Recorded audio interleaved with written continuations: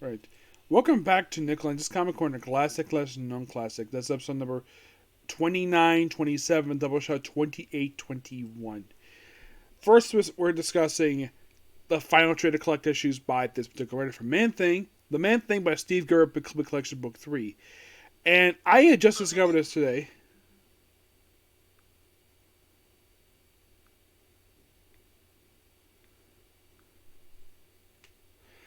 Yeah, where apparently I reviewed Volume 2 twice, so my mistake in that part. So, we're discussing Volume 3, which contains issues 1922 of Man-Thing Volume 1, Iron Man Annual number 3, I think it does, the Man-Thing feature from Marvel Comic Presents 1 through 12, Infernal Man-Thing, and I think it's like an issue of like Incredible, I think it was like Rampaging Hulk, I think it was.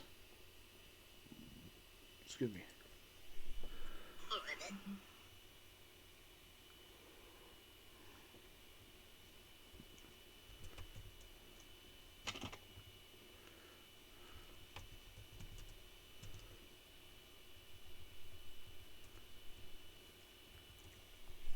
I want to get the, because I know this issue of Rampaging Hulk on here.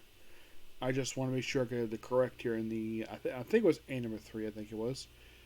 Yeah, it was in number 3, along with Howard the Duck 22 and 23. Excuse me. And number 4, which contains one story from that one. Of course, 12-hour feature and the Infernal Man-Thing. So, in the last 4 issues of the Man-Thing ongoing series, which basically we have this brand new character called the Scavenger. Yep. This issue is practically his debut, and kind of in a way, he is like the final villain of this book. Mm-hmm.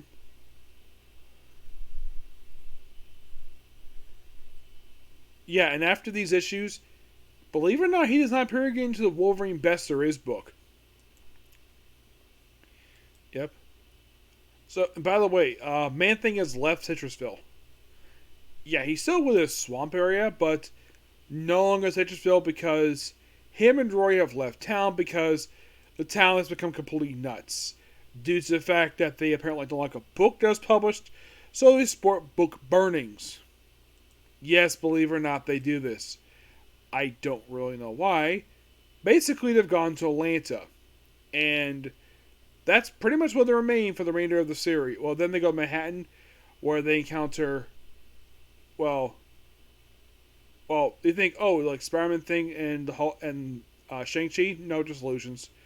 We do see the first appearance of Danielle Nicole, who is the sister of this character, and she also appears in the last few issues. Basically, it's kind of like also Carol Shibby, who've been traveling with Roy. Yeah, she gets written out of the book with the final issue of the book, and then she pops up again in the book.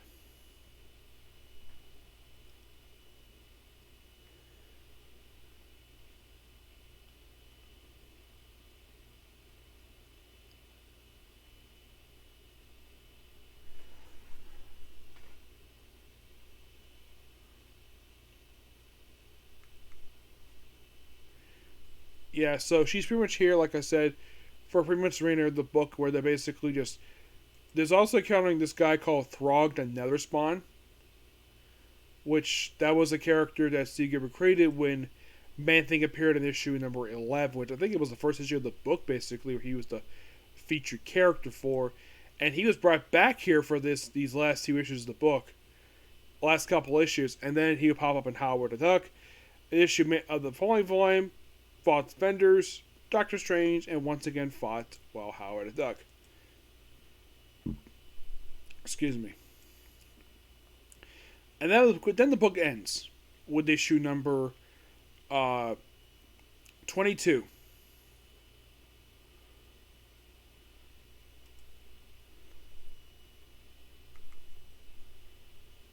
Now, where does, of course, what's the next thing Prince that comes right after this? The Iron Man Annual, which I reviewed. Actually, no. Next is the Rampaging Hulk issue, which is just a backdoor. This is actually just a backup story where Man Thing takes care of a character named Andrea Rogers, which no relation to Steve Rogers. It's just a psychic who he just hangs out with for an issue. Yeah, and then we have the Iron Man Annual, the 2 issues of Howard the Duck, the Wolverine, the Web of Spider-Man issue. This is actually like Sweet Poison. It's actually the opening story which happens to feature him. Now, the manga presents issues, or no, Elements of Terror is a 12-part story. Steve Gerber wrote these issues, and it is basically him hanging around this woman named Jodie Coddett.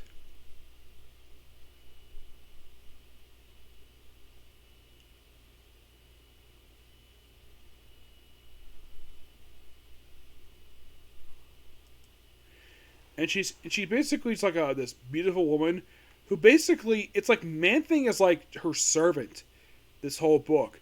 And we deal with this group known as Project Guimar. It's just this illegal, like, alien conspiracy type group creating monsters. And this is pretty much the main feature of the book. Of this 12-part feature. With, of course, Steve Gerber on the writing and Tom something artwork. The artwork is actually pretty good, but it's basically 1988. Now, in case you're curious, though, the first issue was released in May of 1988, and the 12th and final part was released in October of 1988. Yeah, because basically twice a month. Yeah, and by that point, basically, Wolverine was lead feature book for first 10 issues, and he left, got replaced with Colossus for a brief period of time. Yeah, and his story was the second story of the book. Now, they also have a guy called Zender who appears in this book too as a supporting character. But as for Jenny Codet, she died with the finale of this book.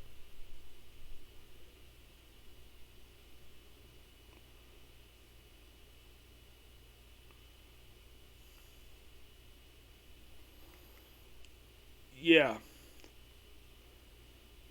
There's also a character who got killed off here. Oh yeah, it's Mara. Yeah, this is the one basically where it's kind of like her servant. Yeah, she was basically like a cult leader, and she one kind of controlled Man Thing the whole book. She's this beautiful woman who they describe as a demon. Well, it's her alias, but yeah, that's kind of the weird thing about this whole feature. It's like Man Thing is there, but he's like a supporting character in his own feature. Yeah, he just is a background character. He doesn't do a lot of anything, but it's still a good book nonetheless.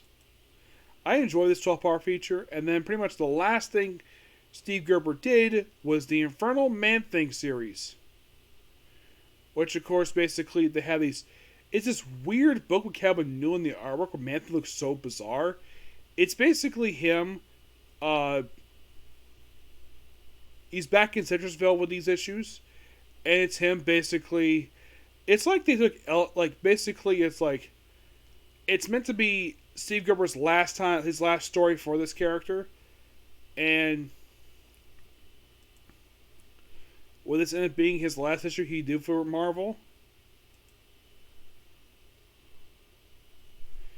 Well, he passed away in 2008, but I think he must have written this before his passing. Yes.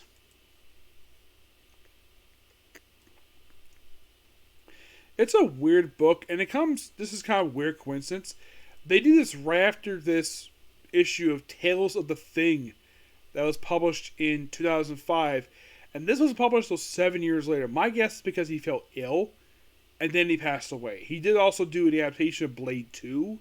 Yes, he wrote the adaptation of this very comic book. Excuse me, of this movie. Mm-hmm.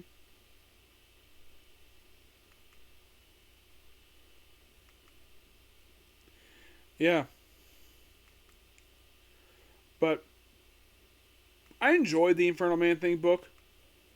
I thought basically it was good. I love the writing. Not fan of the artwork. I didn't think Kevin Newland basically did a good job with the artwork. He made like Man-Thing look like some weird glob. Like more weirder than usual, but it's a good book overall. Final thoughts on Steve Gerber's time with this character. An amazing run for Man-Thing. But we're not done with Man Thing. And basically, Man Thing did not have a bad issue the whole series. It wasn't like with Howard the Duck's like, what the heck? It's not as weird. It's very serious. He's definitely a horror-based character. And it's kind of good. Marvel basically reprinted the whole collection by Steve Gerber. But they didn't reprint Volume 2 or 3 in these type of thing. 2 was reprinted in the essential Man Thing books. Volume 3 isn't. Now, with these books basically reviewed, like, what's the review for Man Thing?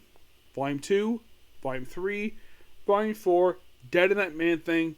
Kind of like where when I got to do a Dead Night series. And that's pretty much it for Man Thing. Yep. What's to place him? I don't know yet. I haven't decided. Alright. Next up, basically, we have is Darkhawk. Issues 16 to 30, along with all 3 of his annuals. And I'm also going to be discussing Sleepwalker, issue number 17. The reason why, because basically 20 crossed over this thing. Danny Figueroa does the writing for these issues.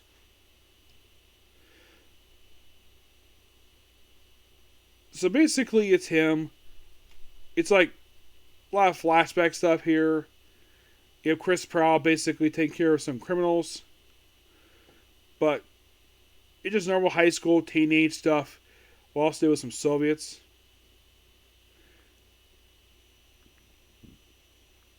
But it gets really cooler after this. Yeah, then after dealing with these people for a few for this issue here. Yeah, they concluded this whole storyline with this Soviet-style group, which are probably leftovers, called the Pursuit Force. Yeah, it gets wrapped up with issue 18.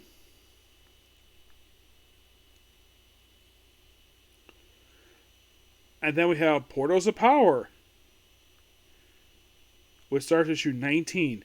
And we have basically him team up with the Bread of Eve mutants, which this group is comprised of Pyro, Chiron, Toad, the Blob, and some woman. Team up with also Spider-Man and a guy called Portal.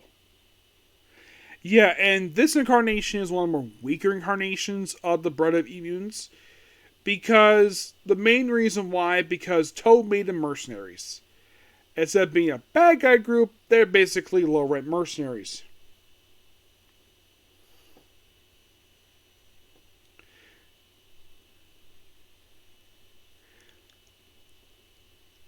And of course, Spider-Man's here too, and we have to deal with them. And of course, get this. So,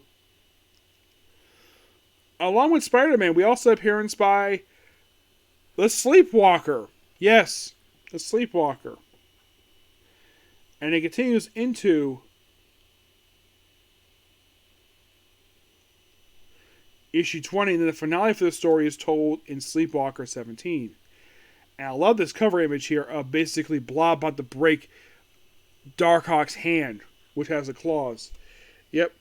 So, he's basically after Darkhawk's armor. So, they have to deal with him here. Yeah. And then the story continues over in Darkhawk 17. Excuse me, Sleepwalker 17.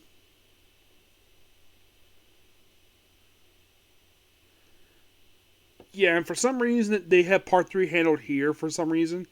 I don't know why, but that's kind of the way it is. Now, I've heard this is another book this actually is one of 3 books, basically, that Chuck Dix considered not as good as other books published in the 90s because it was written by an editor. And, well, Dan Figueroa did Darkhawk. Yeah, Bob Bosky does basically, this issue of Sleepwalker. It was this one, Darkhawk, and Night Thrasher, where he described these books as they're written by an editor who clearly didn't know what he was doing. That's how Chuck Dixon described these 3 books. I love Darkhawk. I think it's a great book. Night Thrasher, I do kind of agree, is not as good as book basically as other books are. I think Nova is a superior book that one is. Yes, the Nova book, Nova Volume 2, which is also my favorite Matisa. That was a lot better book. Oh my gosh, I feel like stuff was happening in that book. And of course, all the dream stuff here. And of course, the book continues over the pages of Infinity.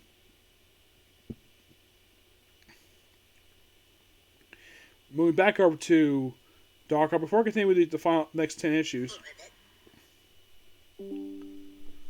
let's talk about the 3 annuals. Now, the first annual, well, the thing with the first annual was the first story discussed already in the whole thing related to the armor. It's basically Armored City, which was collected in some West Coast Avenger stuff. The other stories are didn't figure out. Basically, first we have a profile book, and then we have a story called The Fishing Trip, where it's basically the Powell family going fishing. With Chris there does some practicing, being Darkhawk, deals with a bear, and then we have a pin of him teaming with Spider-Man. And then we have Dawn and Dog Revisited. Basically, the whole thing with this one, it's a retelling of how he became Darkhawk. And then we have the Cabal, which is also what Danny Figueroff as well. It deals with some criminal that he's just involved with. And then, of course, we move on to number 2. Now, I like the first annual, which is part of a 3-part crossover. Annuals 2 and 3 are not. Nope. And so, this one has 4 stories like the previous one, and all written by Danny Figueroff, but the artwork is different every story. The opening story is with Aaron Lepsey, met this guy, now it's going to be a person. The second story, Force was drawn by Don Cameron, who also does the inking too for this story. Taking a Stand is drawn by Larry Alexander. Savage and Night is done by Scott Nolans, who I met this guy too. Mostly put, it's basically the opening story is just, we're taking this guy called Dream Killer, which seems like a character that would fight Sleepwalker, but nope, we have to fight Darkhawk for the story. And then we have Force of Evil, which basically has Darkhawk go to space. Yeah, it continues the opening story here. Really interesting one that one is. And it ends basically with the whole thing with Savage Steel. As the final annual for this book, which was released in 1991, called Future Shock, which Danny Figueroa only does the opening story. He does not do the other 3 stories or 4 stories book. Nope. Who's knocking on my door? That's done by Ben Squelch with Mark Towney on the artwork. Future Shock is drawn by Steve Ellis with Andy Lane on the inking, which that's interesting because Andy Lane would do some inking over the years, but mostly he's known for a co-writer with Dan Abnett.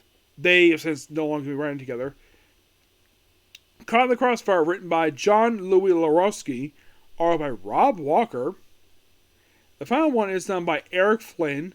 This is Down the Mean Streets, art by Ian Atkin. There's just more stories with Darkhawk, just him taking on various criminals. Nothing bad with this one per se, but not as interesting as the first 2 annuals. Alright, let's talk about the last 10 issues here. Issue 21. If I can get the thing to work properly.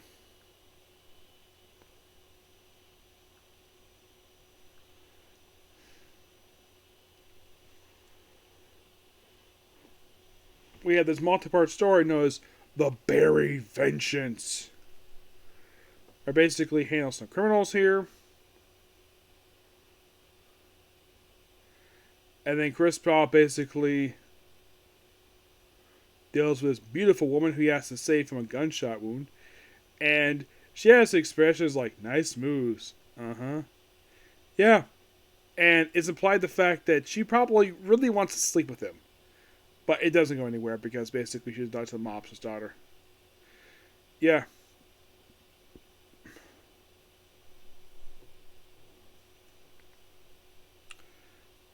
Oh, they're gonna have a grave. And then the next issue involves something really cool. Next issue is a guest star appearance by the Dan Ketch Ghostwriter for issue 22. Yep, plus has in the cover image of 30th anniversary of Spider-Man because it came out during that particular year. Because we have to deal with a demon in this issue. So, of course, Ghostwriter's here. Mm-hmm. And then we deal with a robot by the end of the issue. Yep. Does Dan Ketch say by the next issue? Nope, he leaves. He's there for a one-off issue, he's gone. Return to Forever, the Darkhawk origin. Or basically, Chris Pratt deals with a robot called Saint Johnny. And has to deal with him the whole issue. And I think issue 24 is the finale. I think there's like one more issue of this one. Yeah, I think there's one more issue. So basically deal with this robot throughout this whole thing. And then finally the thing concludes with issue 25, the double-sized issue, which love this cover. It is absolutely amazing. Or appears as you want now, because it's double-sized. Is there another story in this book? Yes, there is. And of course, we do guest appearance by Fantastic Four in here. And basically what happened this issue does play a small role in the very next issue. Yeah, basically the principal chastises him for missing school. Oh yeah, we guest appearance by New Warriors, issue 26. Where it's like, yeah, his mom's like, I don't believe it. I think it's been spotty. I don't believe it.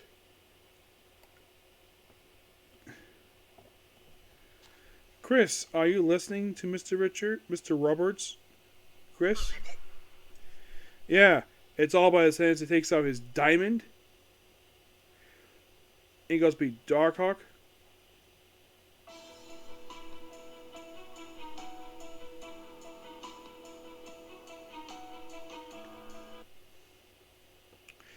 Not sure why he does that for.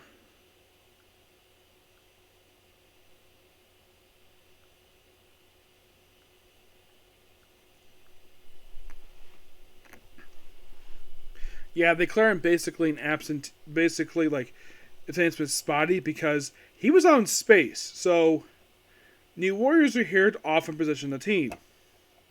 And then they have accounts with old Thor villain, Zarko the Tomorrow Man. He's basically the main villain. Next few issues. And then we have Tales of the Cabal, which are these vigilante group of cops, basically, as a backup feature in this book for the next few issues. Yeah.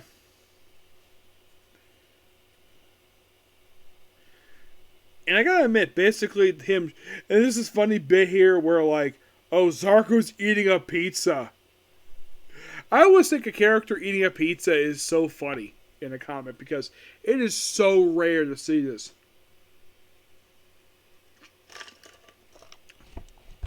The only characters who really do this are Turtles. Other characters is like so funny. So, yeah, we have to deal with him for the next two issues.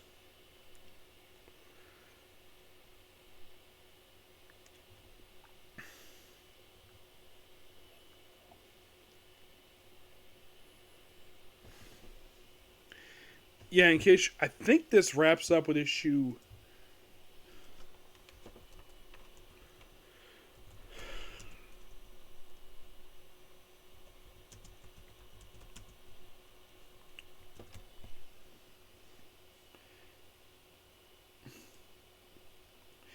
I think like 29 wraps up the story. Mm-hmm. Yeah, and of course, this woman called Andrea Haggard. Yeah, who was a character who previously appeared in the book. And she's back here for this issue. And this issue here, 29, will also be her final appearance in the book. Because she would next appear in 2 issues of Thunderbolts. And then she pop up at Avengers Incorporated, and that'll be it for the character. Mm-hmm. But yeah, the whole Shred of Fates arc, that's wrapped at issue 29. While 30 is a tie-in to, well, Infinity Crusade. We're taking this guy called Pure Heart.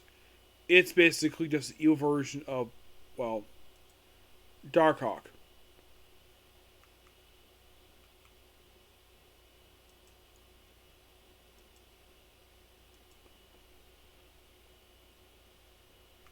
Yeah, and there's also this woman named, well, we appear in the book, her name is Allegra. Yeah, and she's constantly thinking she really wants to sleep with Darkhawk. And after issue 30, she's not really in the book very much. By about 35, she appears like 2 more times after that. And then that's it for her. And she's supposed to be a love interest of Darkhawk. Yeah, but still enjoy these issues what they are. I'm gonna give basically the issues roughly a 9 out of 10. Mm-hmm.